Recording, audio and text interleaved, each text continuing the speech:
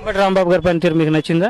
ఆయనకేమండి భలే వాళ్ళే, కలర్ఫుల్ చీర కనపడితే కళ్ళుకి ఆర్పకుండా చూస్తాడు.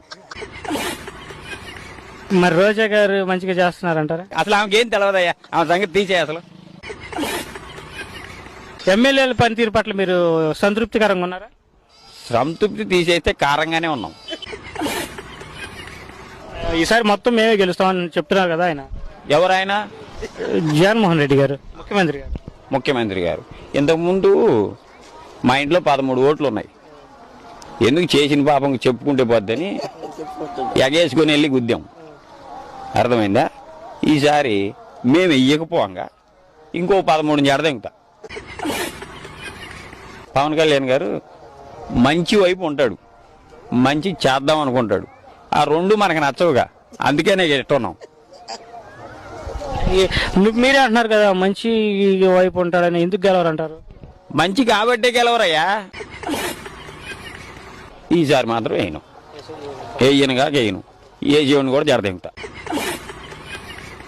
ఏముందయ్యా చంద్రబాబు ఎందుకు రావాలంటే, ఇంతకుముందు చంద్రబాబు నాయుడు ఉన్నప్పుడు మేము కిరాణా షాప్కి వెళ్తే కారం కొనాలంటే అది ఒక్కటే మాట పుట్టేది. ఇప్పుడు మిగతా అన్ని మాట పడుతున్నాయి.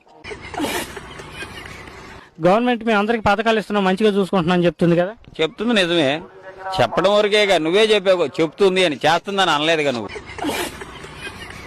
చిన్నపిల్లలకి అమ్మఒడైనా కానీ, రైతులకి రైతు బంధు పథకం అని 7,500 డబ్బులు వేయడం కానీ, ఆటోలకు 10,000 వేయడం కానీ, నాయి బ్రాహ్మణ సోదరులకు కానీ 10,000 వేయడం కానీ, ఇలాగా అందరికి డబ్బులు ఇస్తుందని చెప్తున్నారు కదా. నేను ఇచ్చిన డబ్బులు లేసిపోయి ఎవడికో ఇచ్చి నేను ఇస్తున్నానని నీ పేరు పెడతావేంది? మేం కట్టిన డబ్బులు కదా నువ్వు కడుతుంది. మరి అమ్మమ్మ ఒడి నాయనమ్మ ఒడి నా పేరు పెట్టాల్సింది, నీ పేరు పెట్టుకుంటావేంది? మీ వాలంటరీ వ్యవస్థ ఎలా పనిచేస్తుంది? వాళ్ళకి బాగానే పనిచేస్తుంది. గడప గడపకి ప్రోగ్రాం జరుగుతుంది కండి, దాని పట్ల ఎలా మీరు రియాక్ట్ అవుతారు? నాకు జరిగిందే చెప్తానయ్యా. ఒకరింటి సంగతి నాకు ఎందుకు కానీ నా ఇంటి వరకు చెప్తా. మా ఇంటికి ఎమ్మెల్యే వచ్చాడు, ఒక పుస్తకం ఇచ్చాడు. ఏం పుస్తకం? దాని మీద ఏదో ఉన్నాయా 3 పేర్లు రాశాడు, నీకు ఈ పథకం వచ్చింది ఈ పథకం వచ్చిందని.